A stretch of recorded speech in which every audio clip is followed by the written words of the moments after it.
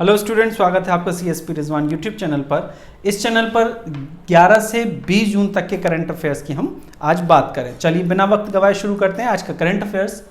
Corona की पहली आई lab केंद्र सरकार ने, सेंट्रल गवर्नमेंट ने कोरोना की पहली आई लैब लॉन्च की है।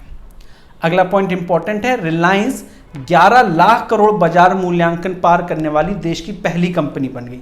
साथ ही साथ इसका ऋण जो है वो जीरो हो गया, जो उसका कर्ज है वो जीरो हो गया और 11 लाख करोड़ बाजार मूल्यांकन वाली देश की पहली कंपनी बन गई। कौन सी?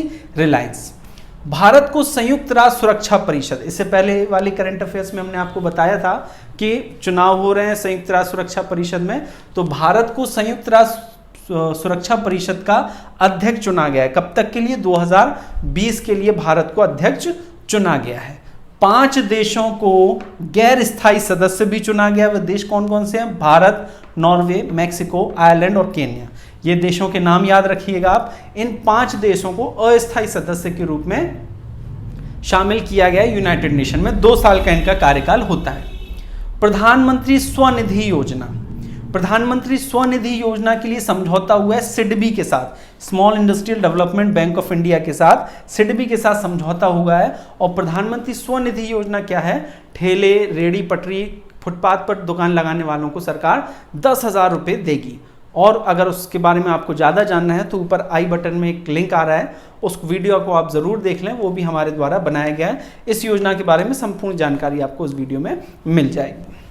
गरीब कल्याण रोजगार अभियान की शुरुआत हुई है, यह भी केंद्र सरकार ने शुरू किया है, गरीब कल्याण रोजगार अभियान।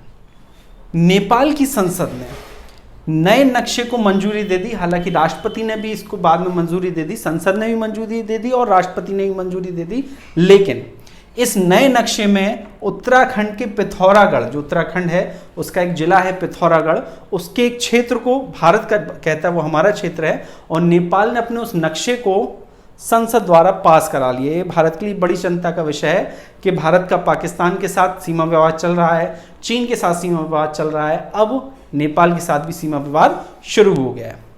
तुर्की के वोल्कान, नाम याद रखें, वोल्कान बोजाकिर, तुर्की के वोल्कान बोजाकिर 75वीं महासभा के अध्यक्ष चुने गए। जो यूनाइटेड नेशन में चुनाव हो रहे हैं उसी में तुर्की के वोल्कान बोजाकिर 75वीं महासभा के अध्यक्ष चुने गए हैं।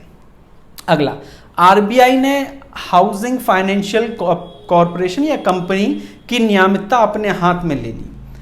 पहले ये किसके हाथ में थी? नेशनल हाउसिंग बैंक के हाथ में थी, अब आरबीआई ने अपने हाथ में से ले लिया है।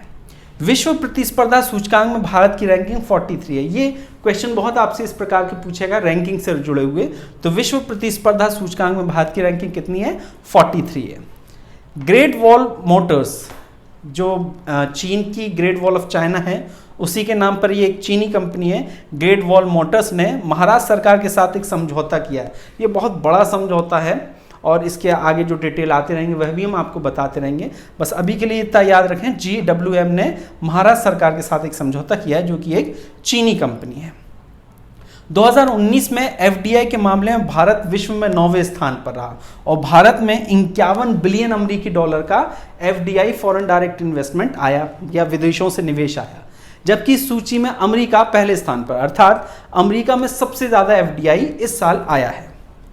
मारुति अल्टो लगातार 16वें साल सबसे ज्यादा बिकने वाली कार बनी है। मारुति की जो अल्टो है लगातार 16वें साल भारत में सबसे ज्यादा बिकने वाली कार। आगे देखते हैं, सुशांत सिंह राजपूत बॉलीवुड के एक्टर थे ये। इन्होंने 34 वर्ष की आयु में अपने घर में, मुंबई के घर में सुसाइड कर लिया है। तो इनकी पहली फिल्म है काय पोचे, 2013 में रिलीज हुई थी, और आखिरी फिल्म है छिछोरे जो कि 2019 में रिलीज हुई थी। चलिए, निजी बैंकों की जांच के लिए आरबीआई ने पीके मोहंती समिति की स्थापना किया है। यस बैंक के साथ क्या हुआ वो आप सबको पता होगा, और कई ऐसी प्राइवेट बैंकों में धांधली के आसार चल रहे थे, जिससे निपटने के लिए आरबीआई ने पीके मोहंती समिति की स्थापना या गठन किया है। जी किशन रेड्डी समिति, ये समिति किसके लिए है? तो स्वतंत्रता सेनानियों के लिए। जी किशन रेड्डी, ये समितियों का नाम याद रखिएगा आप। जी किशन रेड्डी समिति 10 मेंबर की है, 10 सदस्य होंगे इसमें। अंतर्राष्ट्रीय धार्मिक चिंता रिपोर्ट में भारत का नाम शामिल है। 14 देश, कुल 14 देशों का नाम इसमें शामिल है जिसमें धार्मिक स्थिति दयनीय है, धार्मिक स्थिति खराब है। उनमें भारत का नाम भी स्थित है, जो कि भारत हमारे लिए बड़ी दुख की बात है।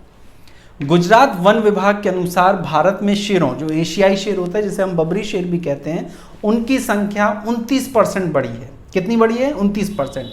वर्तमान में उनकी संख्या कितनी है? 674। ये डेटा याद रहे आपको कि जो 29% 2015 से 2019 तक का डेटा है, मतलब 2015 से 2019 तक 29% बढ़ गई, एक साल का नहीं है ये। जावेद इकबाल वली, राष्ट्रपति रामनाथ कोविंद ने जावेद इकबाल वली को चीफ जस्टिस बनाया जम्मू कश्मीर और लद्दाख हाई कोर्ट का।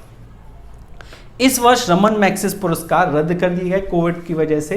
रमन मैग्सेस पुरस्कार, जो जिन्हें एशिया का नोबेल कहा जाता है, फिलीपींस द्वारा दिए जाते हैं, नहीं होंगे। कुछ गणमान्य हस्ती हम आपको बताते चलें।